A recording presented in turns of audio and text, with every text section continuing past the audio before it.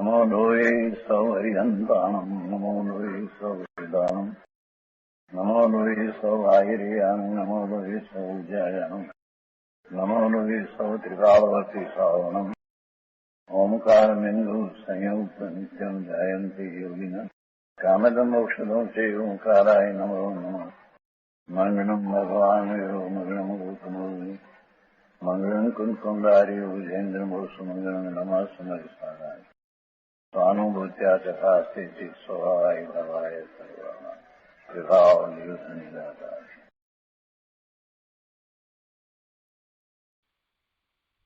સમયસાર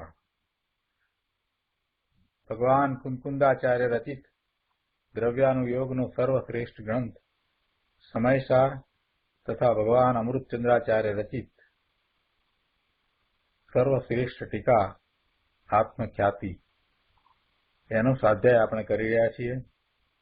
એમાં મોક્ષ અધિકાર ચાલે છે અને મોક્ષ અધિકારમાં ગાથા 301 થી 303 એ 3 ગાથાઓ સાથે હતી તેનો સ્વાધ્યાય આપણે પૂરો કર્યો છે. 301, 302, 303 એ ગાથામાં એમ વાત આવી કે જો પોતાને શુદ્ધ અનુભવે, પરને ન ગ્રહે, પરભાવને પરદ્રવ્યને ન ગ્રહે અને પોતાને શુદ્ધ અનુભવે તો એને કોઈ અપરાધ થતો નથી અને એને બંધની શંકા થતી નથી. માટે પરદ્રવ્યને છોડીને શુદ્ધ આત્માનું ગ્રહણ કરવું ત્યારે જ નિરપરાધ થવાય છે. જો એ પરદ્રવ્યને ગ્રહે છે તો એ અપરાધ કરે છે અને એને બંધની શંકા થાય જ છે. આ અપરાધની વાત આવી એટલે હવે પૂછે છે કે આ અપરાધ એટલે શું? આ અપરાધ એટલે શું? તેના ઉત્તરમાં અપરાધનું સ્વરૂપ કુંકુંદાચાર્ય ભગવાન ગાથા 304 અને 305 દ્વારા આપણને સમજાવે છે. અપરાધનું કેવું સ્વરૂપ છે એ આપણને ગાથા 304 અને 305માં કુંકુંદાચાર્ય ભગવાન સમજાવે છે. તો આપણે ગાથા 304 અને 305 લઈએ છીએ. સંસિદ્ધિરાજ સિદ્ધમ સાધિતમ આરાધિતમ ચ ऐकर्थम अपगतराधो यः खलु चेतयिता स भवत्यपराध यः पुनः निरपराध चेतयिता निसंपितस्तु स भवति आराधनया नित्यं वर्तते अहमिति जानन्. ગુજરાતીમાં ગાથા છે. સંસિદ્ધિ, સિદ્ધિ, રાધ, આરાધિત, સાધિત એક છે. એ રાધથી જે રહિત છે તે આત્મા અપરાધ છે. વળી આત્મા જે નિરપરાધી તે નિસંગતી હોય છે, વર્તે સદા આરાધનાથી, જાણતો હું આત્મને. ગાથાના અર્થમાં કહે છે કે સંસિદ્ધિ રાજ સિદ્ધમ સાધિતમ આરાધિતમ ચ એકાર્થમ, એટલે કે સંસિદ્ધિ, રાજ, સિદ્ધિ, સાધિત અને આરાધિત એ શબ્દો એકાર્થ છે.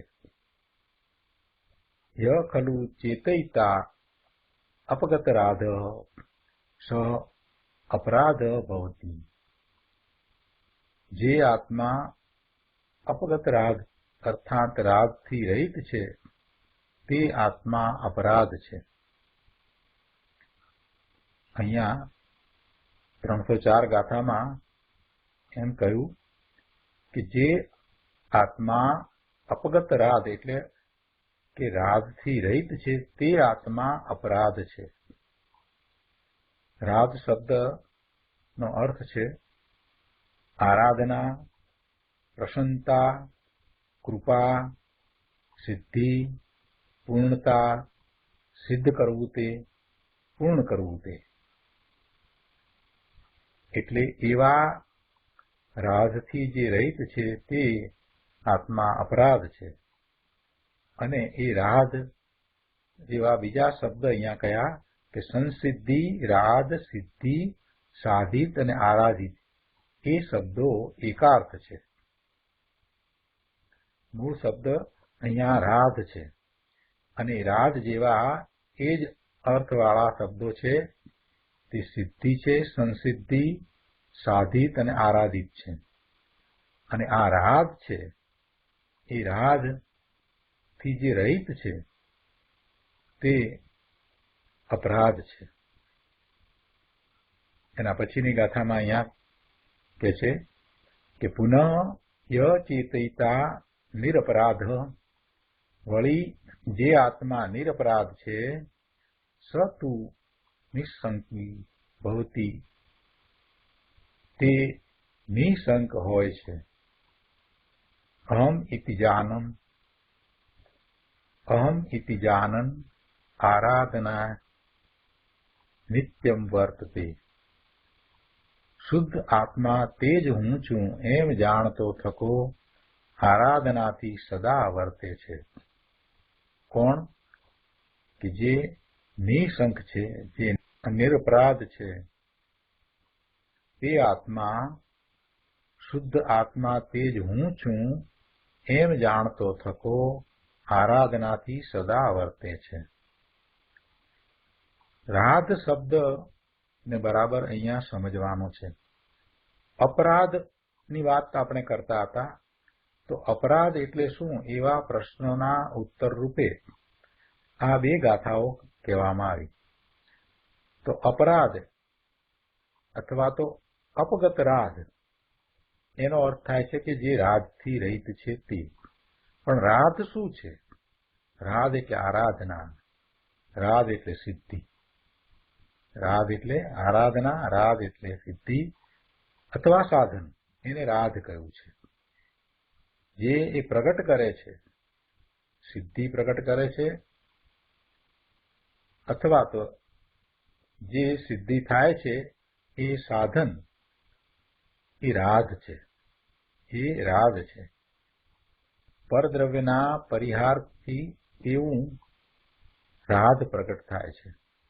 તો આ વાત અમૃતચંદ્રાચાર્ય ભગવાન ટીકામાં વિસ્તારથી સમજાવે છે. પરદ્રવ્યના પરિહાર વડે શુદ્ધ આત્માની સિદ્ધિ અથવા સાધન તે રાધ.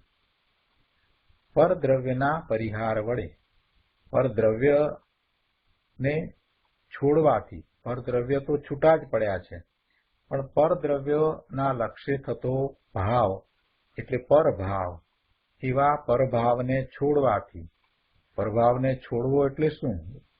એ ભાવ એક વખત ઉત્પન્ન થઈ ગયો પછી છોડવાનો ક્યાં પ્રશ્ન થયો? એ તો પર્યાયમાં એવો ભાવ થયો. એનો અર્થ એ છે કે એવો ભાવ ઉત્પન્ન જ ન થાય એમ એ પરભાવને છોડવો, એનું નામ પરદ્રવ્યનો પરિહાર. એવો ભાવ, વિભાવ ભાવ, પરને લક્ષ્ય થતો ભાવ, પારકો ભાવ, શુભાશુભ ભાવ એ ઉત્પન્ન ન થવો, એનો અર્થ એ થયો કે એ પરદ્રવ્યને છોડે છે, પરદ્રવ્યનો પરિહાર કરે છે. એટલે કહે છે કે પરદ્રવ્યના પરિહાર વડે શુદ્ધ આત્માની સિદ્ધિ, એવા પરદ્રવ્યને છોડીને શુદ્ધ આત્માની સિદ્ધિ જે થાય છે એને રાધ કહ્યું. શુદ્ધ આત્માની સિદ્ધિ એટલે શુદ્ધ આત્મા જે સિદ્ધ સમાન અંદર પડ્યો છે એને પ્રાપ્તિ થાય છે, એમ શુદ્ધ આત્માની સિદ્ધિ. શુદ્ધ આત્મા જે અંદરમાં પડ્યો છે એને વ્યક્તતા થાય છે, એને અનુભવ થાય છે, એમ શુદ્ધ આત્માની સિદ્ધિ અથવા સાધન. ધ્રુવનું લક્ષ્ય કરીને એ એવા પોતાના શુદ્ધ સ્વરૂપનો અનુભવ કરે છે. એ અનુભવ કરે છે તે પર્યાય એ જ સાધન છે. એટલે કે પ્રજ્ઞા છીણી છે તે જ સાધન છે, એ જ રાધ છે, એ જ સિદ્ધિ છે. કેમ કે એમાં જ એને પોતાના શુદ્ધ સ્વરૂપનો અનુભવ થાય છે. એમ એ આત્માની સિદ્ધિ થઈ, આત્માની એવી રીતે સિદ્ધિ થાય છે એટલે એને રાધ કહ્યું છે. એ સાધન છે એને રાધ કહ્યું છે. અને એ બધું પરદ્રવ્યના પરિહાર વડે આત્મા પોતે કરે છે. આગળ કહે છે કે જે આત્મા અપગત રાધ અર્થાત રાધ રહિત છે. આ જે રાધની વાત કરી એ રાધ વિનાનો છે, એ રાધ રહિત છે. જેને શુદ્ધ આત્માની સિદ્ધિ થઈ નથી, જેને ધ્રુવનું લક્ષ કરી અને પોતાના સ્વરૂપનો અનુભવ કર્યો નથી, જેને પરદ્રવ્ય અને પરદ્રવ્યના લક્ષ્ય થતા વિભાવ ભાવને છોડ્યા નથી, એ અપગત રાગ છે. અને એ રાધ રહિત છે એટલે એ અપરાધ છે. અથવા બીજો અર્થ આ પ્રમાણે છે, સમાસ વિગ્રહ આ પ્રમાણે છે. અહીંયા સમાસને એ રીતે લીધો છે, સમાસ એ રીતે છૂટો પાડ્યો છે કે જે ભાવ રાગ રહિત હોય તે ભાવ અપરાધ છે. બીજી રીતે એમ પણ કહ્યું છે, જે ભાવ રાગ વિનાનો હોય એ ભાવ અપરાધ છે. પહેલા એમ કહ્યું કે આત્મા અપગત રાગ અર્થાત રાગ રહિત હોય તે આત્મા અપરાધ છે. રાગ રહિત હોય તે આત્મા અપરાધ છે. એક અર્થ એ રીતે કર્યો. અને બીજો અહીંયા કર્યો છે અર્થ કે જે ભાવ રાગ રહિત હોય તે ભાવ અપરાધ છે. તે અપરાધ સહિત જે આત્મા વર્તતો હોય તે આત્મા સ અપરાધ છે. એટલે ત્યાં પણ મૂળ વાત તો એ જ સમજાવી છે કે આત્મા અપરાધ સહિત છે. કેવા અપરાધ સહિત છે? કે એ પરદ્રવ્યનો પરિહાર કરતો નથી અને પરદ્રવ્યને જે ગ્રહણ કરવા લાયક નથી એને ગ્રહણ કરે છે, એવા અપરાધ સહિત છે. એને રાધ નથી. જે ભાવ રાધ રહિત હોય તે ભાવ અપરાધ છે. અને તે અપરાધ સહિત જે આત્મા વર્તતો હોય, એટલે અશુદ્ધ ભાવે જે વર્તતો હોય તે આત્મા અપરાધ સહિત છે. એટલે સા અપરાધ છે. અપરાધ સહિત છે એટલે સા અપરાધ છે. આગળ કહે છે કે તે આત્મા પરદ્રવ્યના ગ્રહણના સદભાવ વડે, એને પરદ્રવ્યના ગ્રહણનો સદભાવ છે. એટલે કે પરદ્રવ્યનું ગ્રહણ છે, પરદ્રવ્યને એણે ગ્રહ્યું છે. પરદ્રવ્યને ગ્રહ્યું છે એટલે કે પરદ્રવ્યનું લક્ષ્ય એણે છોડ્યું નથી. પરભાવ વિભાવ ભાવ ને એણે છોડ્યા નથી. એ પરભાવ વિભાવ ભાવના અનુભવમાં રહ્યો છે. એને એવા પરભાવનો જ અનુભવ છે. સ્વભાવનો અનુભવ નથી થયો અને પરભાવના અનુભવમાં રહ્યો છે. એમ એણે પરદ્રવ્યના ગ્રહણનો સદભાવ છે. એટલે તે વડે શુદ્ધ આત્માની સિદ્ધિનો અભાવ થાય છે. જ્યારે એને પરદ્રવ્યના ગ્રહણનો સદભાવ છે તો તે વડે શુદ્ધ આત્માની સિદ્ધિ થતી નથી. એટલે શુદ્ધ આત્માની સ્થિતિના અભાવને લીધે એને બંધની શંકા થતી હોઈને સ્વયં અશુદ્ધ હોવાથી અનઆરાધક જ છે. એટલે એ આરાધક નથી. એ આરાધના કરવા વાળો નથી. સ્વરૂપની આરાધના કરતો નથી. એ અનઆરાધક જ છે. સિદ્ધિ નથી, આત્માની સિદ્ધિ થઈ નથી. આત્માની સિદ્ધિનો અભાવ છે. પરદ્રવ્યનું ગ્રહણ કર્યું છે એટલે પરદ્રવ્યના ગ્રહણનો સદભાવ છે. અને એને બંધની શંકા છે. એમ એ સ્વયં પોતે અશુદ્ધ ભાવે પરિણમી રહ્યો છે, અશુદ્ધ ભાવે વર્તી રહ્યો છે. એટલે એ સ્વનો આરાધક નથી, અનઆરાધક છે. એટલે અનારાધક જ છે. અને જે આત્મા નિરપરાધ છે, જે આત્મા અપરાધ વિનાનો છે, નિરપરાધ છે, તે સમગ્ર પરદ્રવ્યના પરિહાર વડે શુદ્ધ આત્માની સિદ્ધિના સદ્ભાવને લીધે બંધની શંકા નહીં થતી હોવાથી ઉપયોગ જ જેનું એક લક્ષણ છે એવો એક શુદ્ધ આત્મા જ હું છું એમ નિશ્ચય કરતો થકો શુદ્ધ આત્માની સિદ્ધિ જેનું લક્ષણ છે એવી આરાધનાથી સદાય વર્તતો હોવાથી આરાધક જ છે. પહેલા કરતા બરાબર ઉલટી વાત લીધી. પહેલા અપરાધની અનારાધકની વાત લીધી.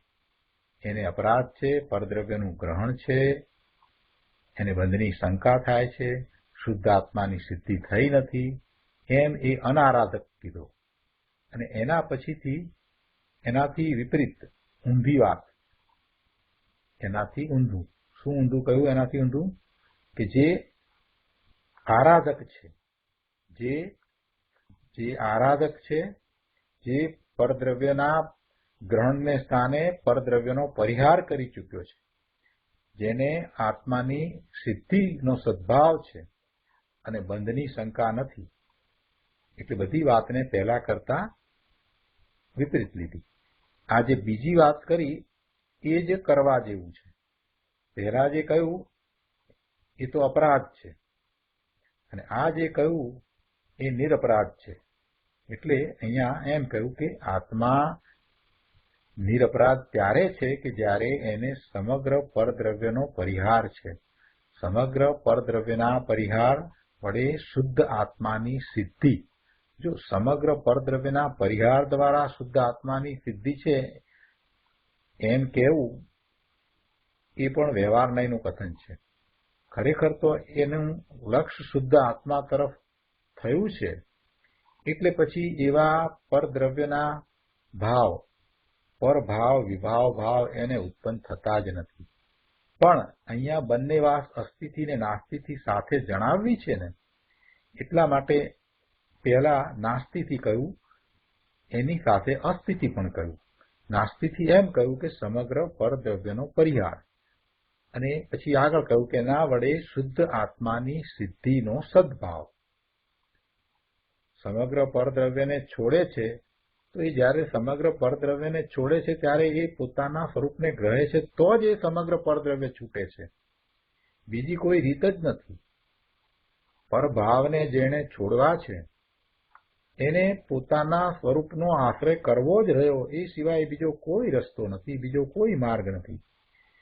એકમાત્ર પોતાના સ્વભાવનો આશ્રય, પોતાના સ્વરૂપનો આશ્રય ધ્રુવ તરફ ઢળતા, પોતાના જ્ઞાન દર્શનના ઉપયોગને એ તરફ વાળતા જ એને સમગ્ર પરદ્રવ્યનો પરિહાર થઈ જાય છે. સમગ્ર પરભાવ, વિભાવ ભાવ છૂટી જાય છે.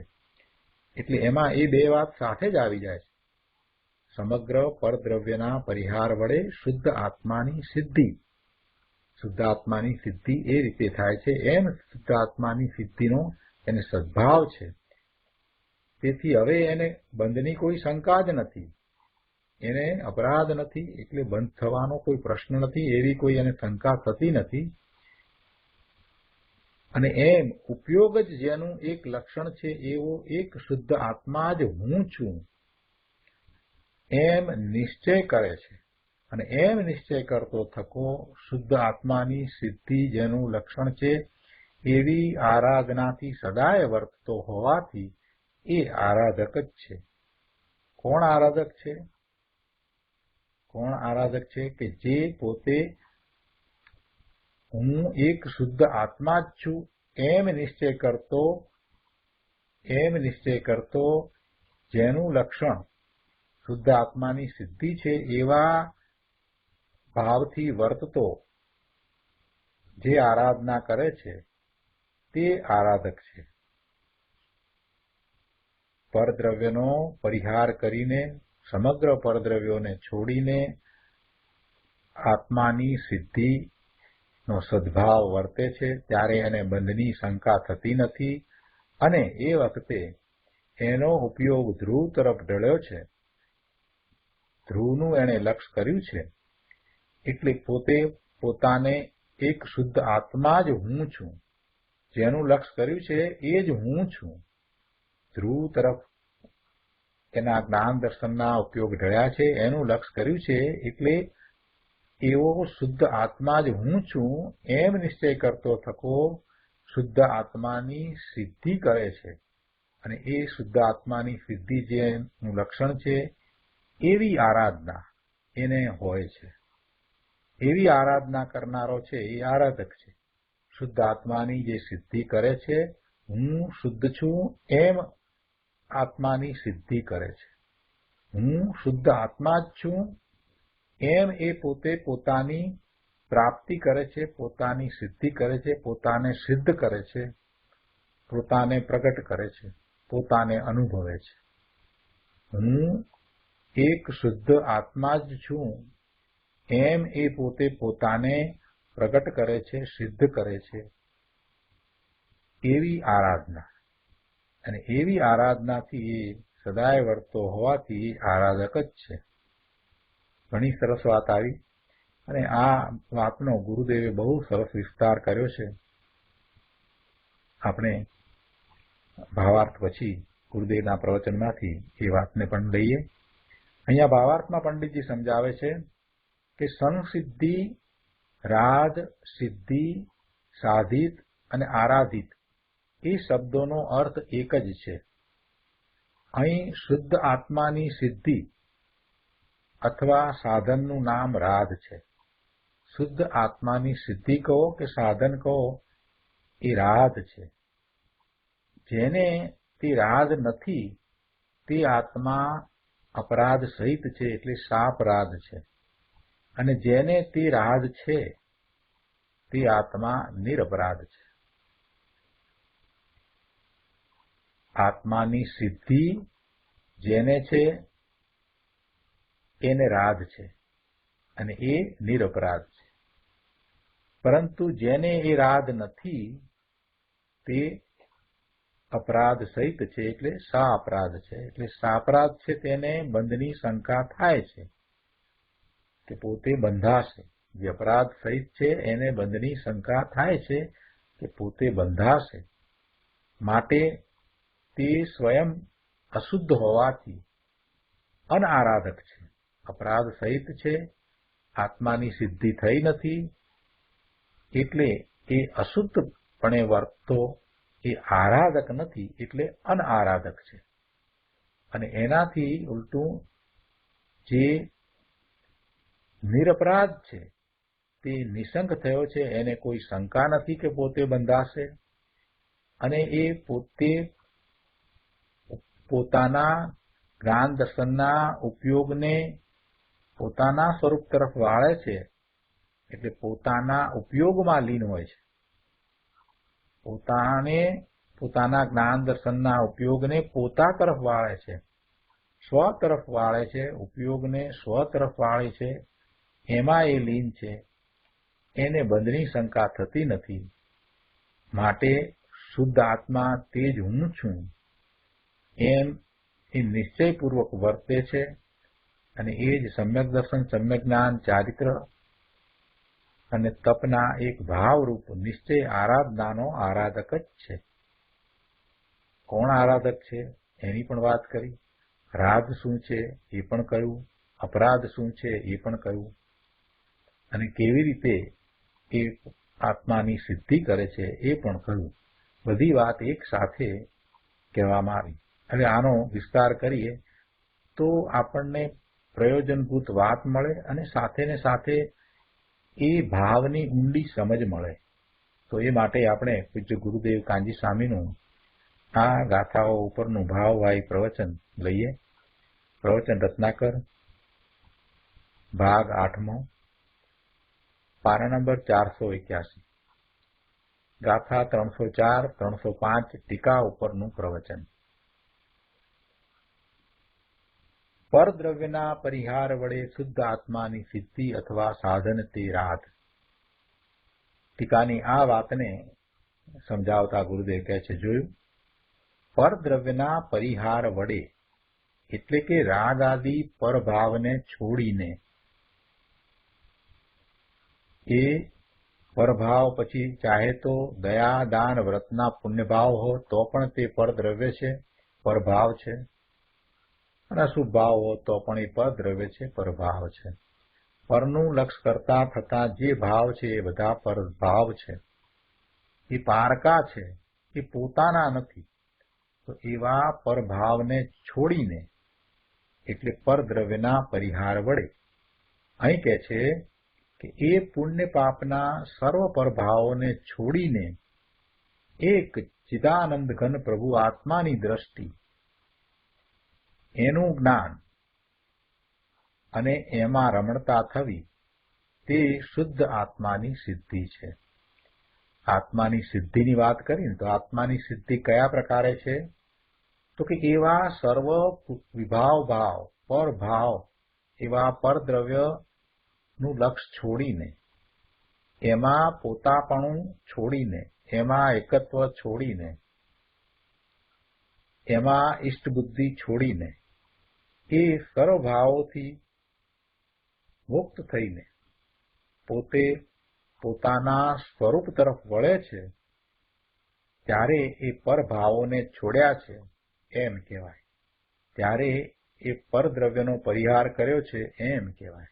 એટલે કહે છે કે એવી રીતે એ સર્વભાવ, એમાં પુણ્ય પાપના સર્વભાવો આવી ગયા, એ બધા ભાવોને છોડીને એક ચૈતન્ય માત્ર પ્રભુ પોતે, એની દ્રષ્ટિ કરે છે. ચિદાનંદ ઘન પ્રભુ આત્માની દ્રષ્ટિ કરે છે, ધ્રુવનું લક્ષ કરે છે, અને એવા ચિદાનંદ પ્રભુ આત્માની દ્રષ્ટિ અને એનું જ્ઞાન, એની દ્રષ્ટિ કરે છે, એટલે એને એ અનુભવે છે. એવા ભગવાન આત્માના પરિણમનને એ અનુભવે છે. અનંત ગુણોનો પિંડ ભગવાન આત્મા, એ અનંત ગુણોનું એકરૂપ પરિણમન, એને એ અનુભવે છે, અને એનું જે જ્ઞાન કરે છે, અને એમાં જ એ રમણતા કરે છે, એમ એ શુદ્ધ આત્માની પ્રાપ્તિ કરે છે, અનુભૂતિ કરે છે, અને એમ આત્માની સિદ્ધિ છે. એમ આત્મા એને પ્રગટ થયો. શું કહ્યું? કે અંદર નિર્મળ રત્નત્રય રૂપ સાધક ભાવ પ્રગટ થયો. સાધક ભાવ કેવો છે? તો કે સમ્યક દર્શન, સમ્યક જ્ઞાન અને સમ્યક ચારિત્ર રૂપ જે ભાવ અંદરમાં પ્રગટ થયો. કેવી રીતે પ્રગટ થયો? તો કે ધ્રુવનું લક્ષ કરતા, એટલે કે પોતાની વર્તમાન જ્ઞાનની પર્યાય જે પરનું લક્ષ કરતી હતી અને પરના ભાવે થતી હતી, વિભાવ ભાવે થતી હતી, એને ગુલાટ ખવડાવીને એને સ્વનું લક્ષ કર્યું. એ ધ્રુવ તરફ ઢળી. શુદ્ધ આત્માનું લક્ષ કરતા એને જે પરિણામ થયા, સમ્યક દર્શન, સમ્યક જ્ઞાન અને સમ્યક ચારિત્રના, એ ત્રણ, એ રત્નત્રય, એ નિર્મળ રત્નત્રય રૂપ જે ભાવ પ્રગટ થયા, એને સાધક ભાવ પ્રગટ થયો એમ કહ્યું છે. ફરીથી લઈએ. બહુ સરસ વાત ગુરુદેવે અહીંયા સમજાવી છે. આત્માની સિદ્ધિ અને સાધક ભાવ એ બધું એક છે. એટલે સાધક ભાવ એ જ સાધન. એટલે એ કઈ રીતે એક છે એ વાત અહીંયા તો સમજાવી છે. કેમ કે ઉપર કહ્યું ને કે પરદ્રવ્યના પરિહાર વડે શુદ્ધ આત્માની સિદ્ધિ અથવા સાધન તે રાધ. ત્યારે પ્રશ્ન એવો થાય કે આ સાધન અને સિદ્ધિ બંને રાધ કયું? બંને રાધ, બંને એક જ વસ્તુ છે. તો એ કઈ રીતે એક છે એ વાત અહીંયા ગુરુદેવે સમજાવી છે. પહેલા આત્માની સિદ્ધિને સમજાવી અને ત્યાર પછીથી જે સાધક ભાવ, જે સાધન છે એને સમજાવ્યું છે. ફરીથી આપણે એ વાતને સમજીએ. બરાબર સારી રીતે સમજવા જેવું છે. અહીંયા જો શું કહ્યું છે અહીંયા કે પુણ્ય પાપના સર્વ પરભાવોને છોડીને એક ચિદાનંદ ઘન પ્રભુ આત્માની દ્રષ્ટિ, એનું લક્ષ કરવું, એનું જ્ઞાન કરવું, અને એમાં રમણતા થવી. હવે એની દ્રષ્ટિ એટલે એનું લક્ષ કરે, એનું જ્ઞાન કરે અને એમાં રમણતા થાય એટલે એને અનુભવ થયો, એ જ શુદ્ધ આત્માની સિદ્ધિ છે. ચિદાનંદ ઘન પ્રભુ આત્માની દ્રષ્ટિ થવી, એનું જ્ઞાન થવું અને એમાં રમણતા થવી, એનું નામ શુદ્ધ આત્માની સિદ્ધિ છે. કેમ કે એમ કરતા એને શુદ્ધ આત્મા પ્રગટ થયો, અનુભવમાં આવ્યો. અને એ જ સમ્યક દર્શન, સમ્યક જ્ઞાન અને સમ્યક ચારિત્ર છે. એટલે કે છે કે અંદર નિર્મળ રત્નત્રય રૂપ સાધક ભાવ પ્રગટ થયો.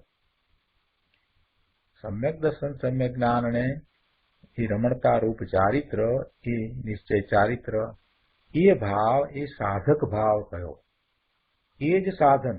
શેનું સાધન? સ્વરૂપમાં રહેવાનું, ટકવાનું સાધન. પોતાનું જેવું સ્વરૂપ છે એવા સ્વરૂપે પોતે રહેવું, પોતે સ્થિરતા કરવી, એનું સાધન એ રત્નત્રય રૂપ સાધક ભાવ છે. એટલે અહીંયા એમ કે છે કે અંદર નિર્મળ રત્નત્રય રૂપ સાધક ભાવ પ્રગટ થયો, ત્યારે ભગવાન આત્માની સિદ્ધિ થઈ. ત્યારે વસ્તુ ત્રિકાળી શુદ્ધ આ છે એમ સિદ્ધ થયું. અને એમ જે સિદ્ધ થયું ત્યારે એ સાધન થયું કહેવાય. સાધનને સાધન થયું ક્યારે કહેવાય? કે જ્યારે એ કાર્ય કરે ત્યારે એ સાધન દ્વારા જે પ્રાપ્ત કરવાનું હતું એ પ્રાપ્ત થાય, ત્યારે એ સાધન દ્વારા જે સિદ્ધ કરવાનું હતું એ સિદ્ધ થાય, ત્યારે એને સાધન થયું કહેવાય. એટલે અહીંયા એને સાધન અને સિદ્ધિને એ રાધ કયા છે. અહીં કહે છે કે આવી સાધન દશા પ્રગટ થઈ તે રાધ છે. આ અપરાધની સામે રાધ શબ્દ છે. આ રાધ છે. એ રાધ છે તે ઈચ્છવા યોગ્ય છે. રાધ છે તે આદરણીય છે. રાધ છે તે તાત્પર્ય છે. રાધ છે તે પ્રયોજન છે. જેને આવો રાગ નથી, જેને આવો રાગ નથી એ અપરાધી છે. એટલે કે રાગ એ સાધન દશા, એ ભગવાન આત્માની સિદ્ધિ, એ એને કરવાનું છે અને એના રહિત છે, એનાથી રહિત છે, એવા રાગથી રહિત છે, તો એ અપરાધ છે. કે છે કે આવી સાધન દશા પ્રગટ થઈ તે રાગ છે. અને આ અપરાધની સામે રાગ શબ્દ છે. અહીં શું કહેવું છે કે નિર્મળ આનંદનો નાથ ભગવાન આત્મા છે. તેનો આશ્રય કરવાથી જે અંદર સાધક ભાવ પ્રગટ થયો, નિર્મળ રત્નત્રય પ્રગટ થયા, તે રાગ છે. જેમાં ભગવાન આત્માની સિદ્ધિ થઈ, તે સાધક ભાવ રાગ છે. શુદ્ધ આત્માનું સેવન છે. આગળ કહે છે કે અનાદિથી જીવને પુણ્ય પાપના ભાવ જે વિકાર છે તેની સિદ્ધિ હતી. એ એને સહજ થઈ પડ્યું હતું. અનાદિથી એ પુણ્ય પાપના ભાવ જે વિકાર છે એ એને સિદ્ધ કર્યું હતું. અત્યાર સુધી એ જ સિદ્ધ કર્યું, બીજું કાંઈ એને સિદ્ધ કર્યું જ નથી. પોતે શુદ્ધ છે એ વાત હજી એને બેસતી નથી. પોતે સિદ્ધ સમાન છે એ વાત હજી એને બેસતી જ નથી. એને એમ લાગતું જ નથી કે પોતે ભગવાન આત્મા સિદ્ધ સમાન છે. કેમ કે અનાદિથી એવા વિભાવ ભાવે વિકારી ભાવે જ રહ્યો છે, એની જ એને સિદ્ધિ થઈ છે. બીજી કાંઈ વસ્તુ એને હજી સુધી મળી જ નથી. એટલે એને વાતે બેસતી નથી, ગળ બેસતી નથી કે પોતે સિદ્ધ સમાન ભગવાન આત્મા છે.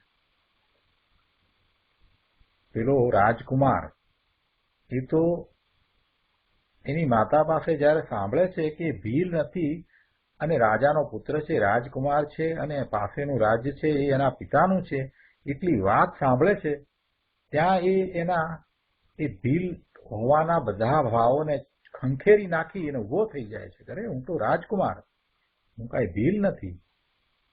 એનું તો લોહી ઉકળી આવ્યું, ક્ષત્રિયનો દીકરો રાજકુમાર એ તો ઉકળી આવ્યો કે અરે હું રાજકુમાર છું, આ મારા પિતાનું રાજ છે. એને તો એ વાત સાંભળતાની સાથે જ બેસી ગઈ. પણ આપણને આ જીવને અનાદિથી જે વિભાવ ભાવે પરિણમન કર્યું છે એ વાતની ઘડ એટલી બધી બેસી ગઈ છે કે હવે સાચી ઘડ બેસતી નથી. સાચી ઘડ શું છે તો કે પોતે શુદ્ધ છે, પોતે સિદ્ધ સમાન છે, એ વાત જ બેસતી નથી. શું થાય?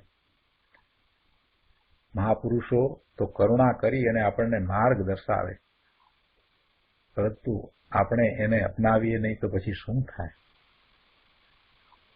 અહીંયા કહે છે ગુરુદેવ કે અનાદિથી જીવને પુણ્ય પાપના ભાવ જે વિકાર છે તેની સિદ્ધિ હતી. આ કઈ સિદ્ધ કરવા જેવું છે? એમાં ને એમાં એ રાચી રહ્યો છે, એટલે એ જ એને લાગે છે, બીજું તો કાંઈ દેખાતું જ નથી. સવારે ઉઠે ત્યાંથી રાત્રે સૂઈ જાય ત્યાં સુધી માત્ર પુણ્ય ને પાપના ભાવ સિવાય બીજું એ કાંઈ કરતો નથી. શુભાશુભ ભાવમાં જ રાચી રહે છે. શુદ્ધનો વિકલ્પ પણ એને આવતો નથી અને ખબર પણ નથી કે પોતે શુદ્ધ સ્વરૂપ ભગવાન આત્મા છે. એ તો એમ જ માને છે કે આ વિકાર છે તે હું છું, આ જે ભાવ થયો તે જ હું છું. શુભાશુભ ભાવમાં એવો રાચી રહ્યો છે કે એને એથી આગળ બીજું કાંઈ દેખાતું નથી. આ વિકાર છે તે હું છું. હા, વિભાવ ભાવ શુભાશુભ ભાવ જે છે એ જ મારું સ્વરૂપ છે, એમ જ એ રાચી રહ્યો છે. અને એને મિથ્યાત્વનું અપરાધનું સેવન છે. વિભાવ ભાવે રાચી રહ્યો છે, જે ભાવ એના નથી એવા ભાવ ને પોતાના સમજે છે. એવી ઊંધી માન્યતામાં, મિથ્યા શ્રદ્ધામાં એ અપરાધનું સેવન કરી રહ્યો છે. અપરાધનું, રાધથી વિરુદ્ધ જે રાધ નથી એવા ભાવનું એ સેવન કરી રહ્યો છે. એનો આશ્રય કરી રહ્યો છે, એવા ભાવે પરિણમી રહ્યો છે, એવા ભાવે વર્તી રહ્યો છે. કે છે કે હવે તે જ આત્માને જ્યારે ગુલાટ ખાઈને હું તો શુદ્ધ ચિદાનંદ કંદ પ્રભુ આત્મા છું એમ એના જ્ઞાન, શ્રદ્ધાન અને રમણતા થયા, ત્યારે તેને પર્યાયમાં શુદ્ધ આત્માની સિદ્ધિ થઈ. આવું હતું એમાંથી જે સદગુરુનો ઉપદેશ પામીને, દિનેશ્વર ભગવાનની વાણીને સમજીને,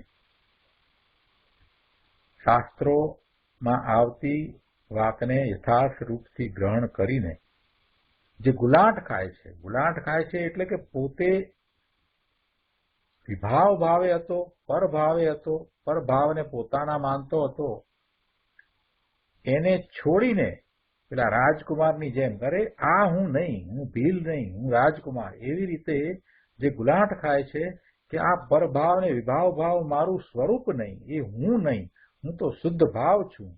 અને એમ ગુલાટ ખાઈને જ્યારે એ પોતાના શુદ્ધ ચિદાનંદ કંદ પ્રભુ આત્માનું લક્ષ્ય કરે છે અને એના જ્ઞાન અને શ્રદ્ધાન કરે છે, અને એમ થતા ત્યાં જ પછી ઠરીને રમણતા થાય છે, ત્યારે એને પર્યાયમાં શુદ્ધ આત્માની સિદ્ધિ થાય છે. ત્યારે સમ્યક દર્શન, સમ્યક જ્ઞાન, સમ્યક ચારિત્રના રત્નત્રય પરિણામ થાય છે. આવો સાધક ભાવ છે કે તે રાધ છે. આવો સાધક ભાવ છે જે એ રાધ છે, અને એ જ આત્માનું સેવન છે એમ કહે છે. અને એનું નામ ધર્મ ને એનું નામ મોક્ષનો માર્ગ. બહુ સરસ રીતે રાધની વાત ગુરુદેવે આપણને સમજાવી છે. માર્ગ સૂક્ષ્મ છે પણ સમજાય એવો છે. પોતાની વાત શા માટે ન સમજાય?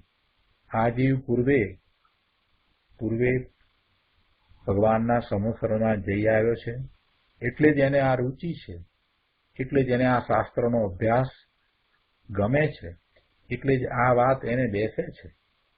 પણ હજી એનો પુરુષાર્થ નબળો પડે છે, એટલે આચાર્ય ભગવાને જે કરુણા કરી છે એ કરુણાને બરાબર પામવા માટે ગુરુદેવ આપણને સમજાવે છે કે ભાઈ, અનંત કાળથી, અનાદિથી તે પરભાવ, વિભાવ ભાવ, વિકારી ભાવની જ સિદ્ધિ કરી હતી. હવે તું એને છોડીને ગુલાંટ ખાઈને તું શુદ્ધ આત્માની સિદ્ધિ કર. એટલે વારંવાર આ વાત ગુરુદેવ સમજાવે છે. જો આગળ પણ કહે છે અહીંયા પારા નંબર 482 ઉપર કે શું કીધું? ભગવાન આત્મા ચૈતન્ય ઘન પ્રભુ પરમ પવિત્ર અને અબંધ છે. તેનો દ્રષ્ટિમાં સ્વીકાર કરવો અને તેમાં જ લીનતા કરવી તે આત્માની સિદ્ધિ છે. પોતાને અનુભવ થયો છે પછી આ વાત કરી છે. ગુરુદેવે કઈ અમસ્તું નથી કહ્યું. ભગવાન આત્મા ચૈતન્ય ઘન પ્રભુ પરમ પવિત્ર અને અબંધ છે. એને કર્મના બંધ નથી, એવો એ અબંધ છે. પરમ પવિત્ર છે, કોઈ મલિનતા નથી. એ અનાદિનો સંસાર પર્યાયમાં રહ્યો છે, 4 ગતિમાં ભ્રમણ કરે છે, અનેક પ્રકારના એને મલિન ભાવો કર્યા છે, કનિષ્ઠ ભાવો કર્યા છે. તે છતાંય એમાંનો એક પણ ભાવ એના પવિત્ર સ્વરૂપને સ્પર્શ્યો નથી, એમાં પહોંચ્યો નથી. એટલે એ તો સદાય ત્રિકાળ પરમ પવિત્ર રહ્યો છે, અબંધ છે, એને કોઈ બંધ નથી. કેવો ને એવો ભગવાન આત્મા ચૈતન્ય ઘન મહાપ્રભુ છે. એનો સ્વીકાર કરવો, શ્રદ્ધામાં એને સ્વીકારવો, દ્રષ્ટિમાં પહેલા એને સ્વીકારવો કે આવું જ શુદ્ધ સ્વરૂપ છે, આવું જ મારું સ્વરૂપ છે, એકમાત્ર ચેતના જ મારું સ્વરૂપ છે. એ પરમ શુદ્ધ છે, એ પવિત્ર છે, એમાં કોઈ મલિનતા નથી, એમાં કોઈ દોષ નથી. એકમાત્ર જ્ઞાયક ભાવ તે હું છું એમ નિર્ણય કરવો. હું જ્ઞાન સ્વરૂપ છું, હું ઓમકાર સ્વરૂપ છું. ઓમકાર સ્વરૂપ છું એ વાત ગુરુદેવે લીધી છે કે આત્માનું સ્વરૂપ કેવું છે? તો કે આત્મા ઓમકાર સ્વરૂપ છે.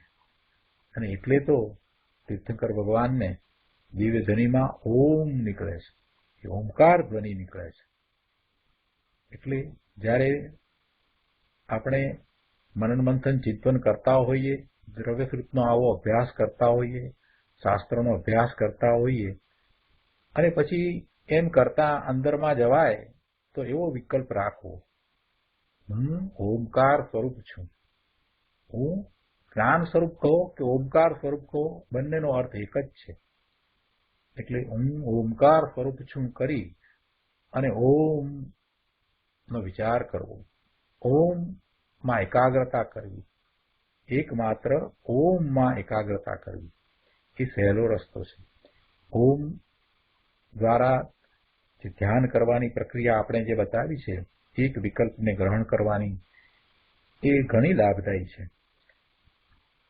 અહીંયા એવા પોતાના જ્ઞાન સ્વરૂપનો સ્વીકાર કરવો એમ ગુરુદેવ કહે છે કે દ્રષ્ટિમાં સ્વીકાર કરવો અને પછી તેમાં જ લીનતા કરવી, તે આત્માની સિદ્ધિ છે. અહીં કહે છે જેમાં આત્માની સિદ્ધિ એટલે પ્રાપ્તિ થાય તે સાધક ભાવ છે, એ ભાવ રાધ છે. જેમાં આત્માની સિદ્ધિ એટલે કે પ્રાપ્તિ થાય તે ભાવ સાધક ભાવ છે, એ જ રાધ છે. તે સાધકપણું ભગવાન આત્માની સેવા છે. એ જ એકમાત્ર પોતાનું કર્તવ્ય છે.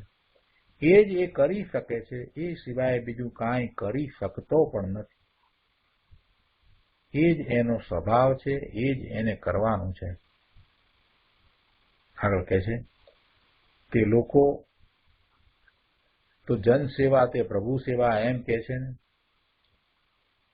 પણ એમાં તો ધૂળે પ્રભુ સેવા નથી. સાંભળને, પરની સેવા કોણ કરી શકે છે?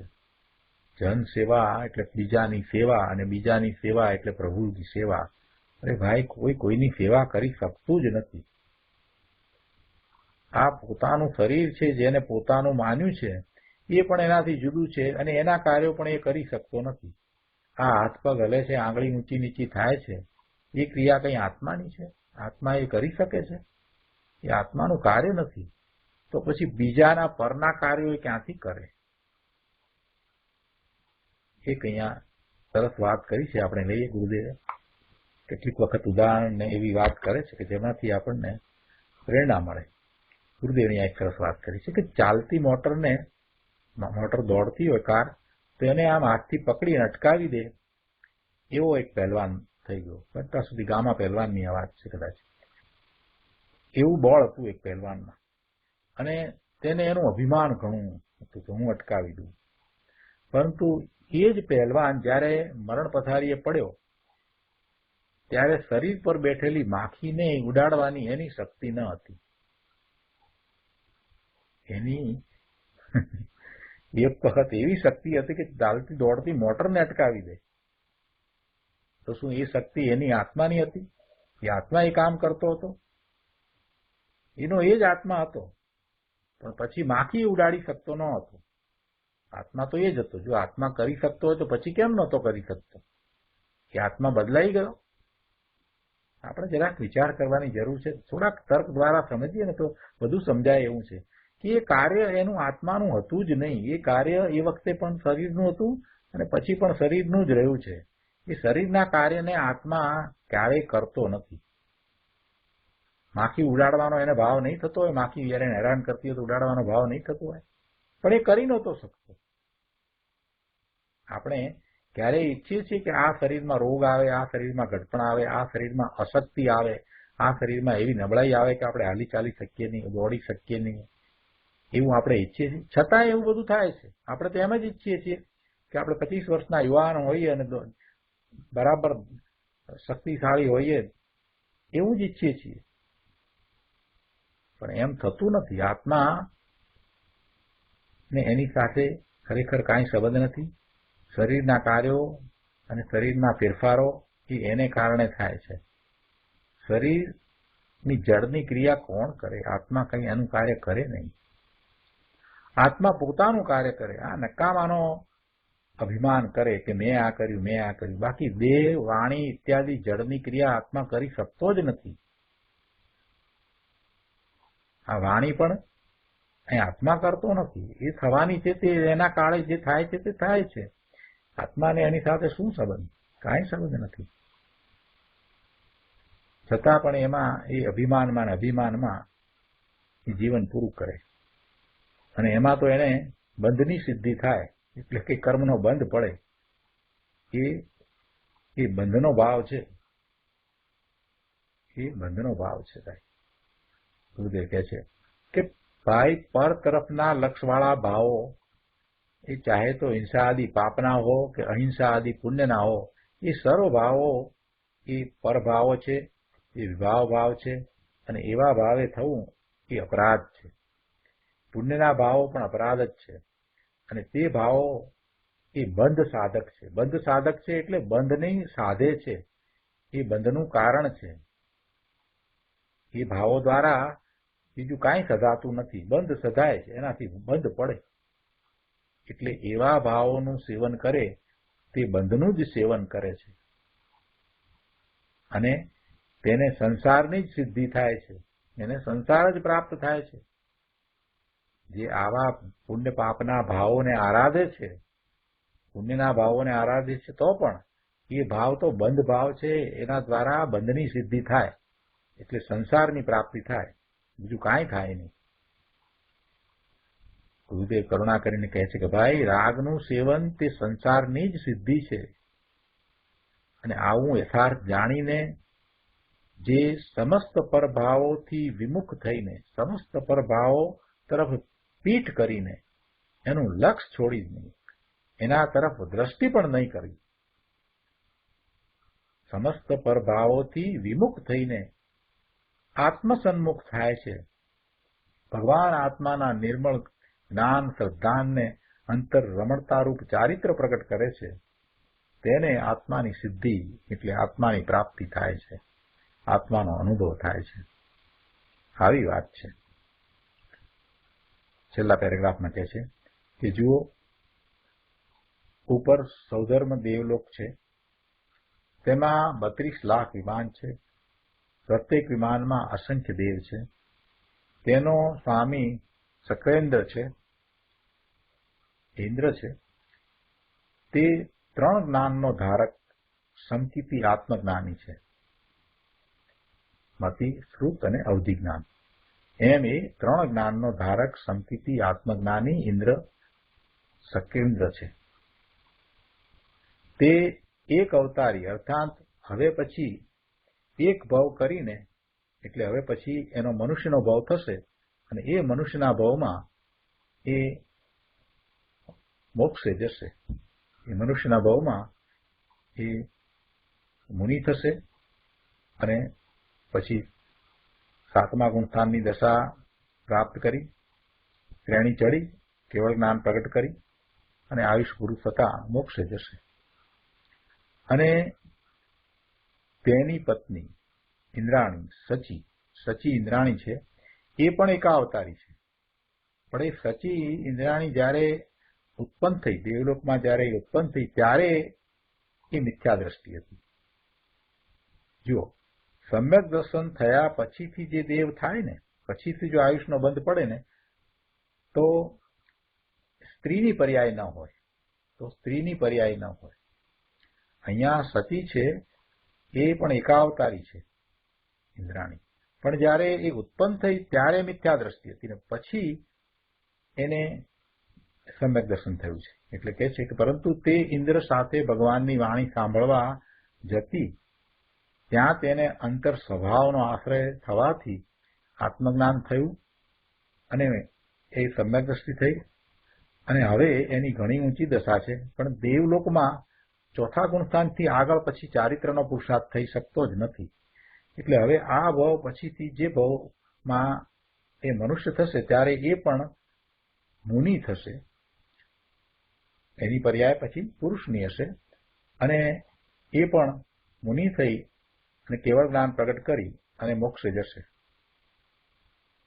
અને એ આ શક્રેન્દ્ર ઇન્દ્ર છે એના કરતા પહેલા મોક્ષે જશે. ગુરુદેવ એની વાત અહીંયા કરે છે, કહે છે કે આ શક્રેન્દ્ર અને સચી બંને સમોસરણમાં ભગવાનની જે વાણી સાંભળતા હોય તે વાણી કેવી હોય, આ વાત કરી અને આપણને અહીંયા એક પ્રશ્ન પૂછે છે ગુરુદેવે કે આવા જે એક ભાવ પછી મોક્ષે જનાર છે એવા જીવો જ્યારે ભગવાનના સમોસરણમાં બેસીને ભગવાનની જે વાણી સાંભળતા હોય એ વાણી કેવી હોય? એ વાણી કોઈ સામાન્ય હોય? એની અંદર શું વાત આવતી હોય? એ અદ્ભુત વાણી હોય અને એની અંદર જે વાત આવતી હોય એ પણ એવી જ અદ્ભુત હોય. એટલે ગુરુદેવ કહે છે કે ભાઈ એમ એ વાણી કેવી હોય જરા વિચાર તો કરો. એ વાણીમાં કઈ એવું હોય કે આ બીજાની જે દયા પાળો અને દયા દાન કરો ને ઉપવાસ કરો એવી વાત હોય? એ વાત આદિ તો એ તો કુંભારે કહે છે, એમાં નવું શું છે? બધાએ કહે છે કે દાન કરો, દયા પાળવીને ઉપવાસ કરો, એમાં નવું શું કર્યું? અને એવું તો એને અનંતવાર કર્યું છે. આ જીવે એવી દયા પાળીને દાન કર્યા એ તો અને ઉપવાસ કર્યા એવું તો અનંતવાર કર્યું છે. એથી એ આગળ વધ્યો જ નથી, એ જ કર્યું ને એમાં જ સંતોષાઈ ગયો, એને ધર્મ માની અને જીવન પૂરું કર્યું. એટલે કરુણા કરીને ગુરુદેવ કહે છે કે ભાઈ એનાથી આગળ વધો. એ તો શુભ ભાવ માત્ર છે અને એવા શુભ ભાવ એ તો બંધનું કારણ છે. હવે કંઈક સમજો અને શુદ્ધ ભાવ જે મોક્ષનું કારણ છે એને ગ્રહણ કરો. એમ કહેવા માટે થઈને વારંવાર કહે છે કે આ શુભ ભાવ જે બંધનું કારણ છે એ ધર્મ નથી. એને ધર્મ માનવાની ભૂલ તો અનાદિમાં અનંતવાર કરી છે. એટલે તો એ દેવલોકમાં પણ ગયો છે, પણ સમ્યક દર્શન વિના એ રખડ્યો છે. બહુ સરસ રીતે આખી વાત મૂકી છે. સમજવાનું આમાંથી આ છે. હવે એક બહુ મહત્વની વાત પણ ગુરુદેવ સાથે ને સાથે કહે છે. આ જયારે એમ એક બાજુ કહે છે કે ભાઈ આ જે ભાવ છે તે શુભ ભાવ છે, છતાં પણ સાથે બીજી પણ વાત કરે છે અને શા માટે કરે છે એ પણ આપણે સમજીએ. આગળ અહીંયા ગુરુદેવ કહે છે કે ભાઈ રાત્રિ ભોજન કરવું એ મહાપાપ છે. બહુ શાંતિથી સાંભળવા જેવું છે. રાત્રિ ભોજન કરવું એ મહાપાપ છે. આગળ શબ્દ મૂક્યો છે, પાપ નહીં, મહાપાપ છે. કેમ કે એમાં 3 જીવો સહિત અનેક જીવોની હિંસા થાય છે. 3 જીવો એટલે 2 ઇન્દ્રિયથી વધુ જે હોય એ આગળ જે એ બધા 3 જીવો. એક ઇન્દ્રિયની હિંસા તો ડગલે ને પગલે થઈ જાય છે, પણ અહીંયા તો 3 જીવો ત્રસ્ત જીવોની હિંસા થાય છે. ત્રસ્ત જીવો સહિત અનેક જીવોની હિંસા થાય છે. વળી તીવ્ર લોલુપતા વિના રાત્રિ ભોજન હોતું નથી. ભોજન પ્રત્યેની તીવ્ર લોલુપતા વિના રાત્રિ ભોજન હોતું નથી. તે પ્રમાણે લસણ, ડુંગળી, બટાકા, કાંદા, ગાજર બધું જ આવી ગયું એમાં, આદિ કંદમૂળ કે જેમાં અનંતા નિગોદના જીવ વિદ્યમાન છે, એમાં અનંતા નિગોદના જીવ રહ્યા છે, તેનું ભોજન કરવું એ પણ મહાપાપ છે. આ કંદમૂળની એક ઝીણી કણીની અંદર અસંખ્ય જીવ હોય છે. એ નિગોદના જીવ છે. નિગોદના જીવને પોતાનું ઇન્ડિવિજ્યુઅલ શરીર હોતું નથી, પોતાનું સ્વતંત્ર શરીર હોતું જ નથી. એક શરીરની અંદર અસંખ્ય જીવો, અને એ જન્મે ને મરે, જન્મે ને મરે. એક શ્વાસ લઈને મૂકીએ એટલામાં એના 18 ભવ થાય. એવા એ જીવો બિચારા શું કરે, કેવી રીતે એમાંથી નીકળે? આ જીવ નિગોદમાંથી નીકળ્યો છે. નિગોદમાંથી નીકળ્યો એટલે રત્ન ચિંતામણી મળ્યો એના જેવું છે. ગુરુદેવ અહીંયા સમજાવે છે કે અરે ભાઈ, એવું એ ભોજન કરવું એ તો મહાપાપ છે. આગળ કહે છે કે અરે ભાઈ, તને ખબર નથી, પણ એ કંદમૂળના અનંતા જીવોમાં તારા પૂર્વના અનેક માતા પિતા અને સંતાનના જીવ પણ છે. તેની અંદર તારી પૂર્વની અનંત માતાઓ છે. એવા કંદમૂળનું ભક્ષણ શું તને શોભે છે? જરા વિચાર તો કર. ઉપર પહેલા એમ કહ્યું કે શુભભાવ છે એ બંધનું કારણ છે, અને બીજી તરફ આ વાત કરી. તો આવું શા માટે કહ્યું હશે ગુરુદેવે? જેને શુદ્ધ ભાવની રુચિ થાય ને, એને આવા રાત્રિ ભોજન પણ હોય નહીં, અને આવા કંદમૂળ આદિના આહાર પણ હોય નહીં. માત્ર આ સ્વાધ્યાય આપણે કરીએ એટલે કઈ ધર્મ થઈ જાય છે એમ નથી. એને માટેનો જયારે પુરુષાર્થ ઉપડે છે, તો સહજ રીતે જયારે પરભાવને છોડવાની વાત આવે છે, તો પછી આ વસ્તુ તો શું ચીજ છે?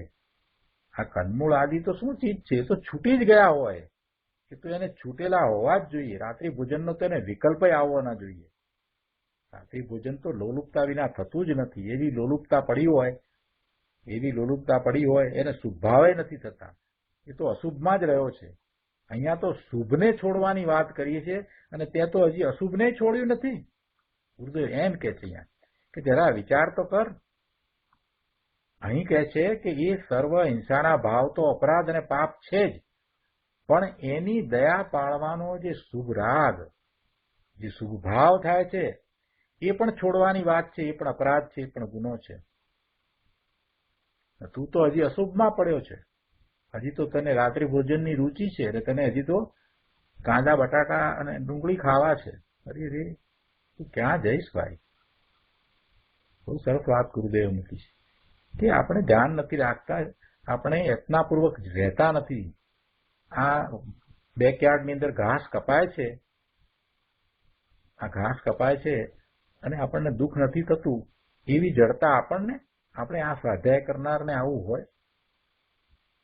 આ સાવર લઈએ અને પછી સાવરમાં કેટલું પાણી વેડફાય છે એનો વિચાર પણ ન કરીએ, એવું આપણને હોય. આ બધાનો વિચાર કરવો જોઈએ ભાઈ.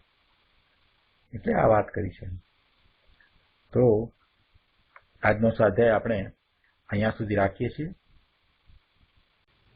હવે સુખધામ બોલીએ.